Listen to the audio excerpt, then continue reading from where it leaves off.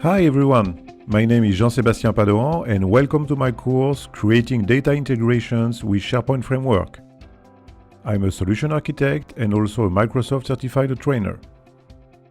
If you want to go beyond than a simple hello world with SharePoint Framework, you will need to connect SPFx components to data sources, whether they are internal or external to Microsoft 365.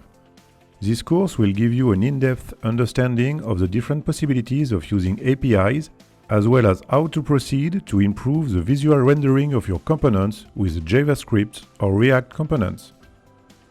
Some of the major topics that we will cover include sharing code between SPFx projects, connecting with SharePoint APIs, third-party APIs, or even Microsoft Graph, establishing connections between SPFx web parts, enhancing SPFx components with JavaScript libraries, and using Microsoft 365 patterns and practices. By the end of this course, you will know everything you need to create real-world data integrations in SharePoint Framework, and before beginning this course, you should be familiar with Microsoft 365, SharePoint Framework, and React.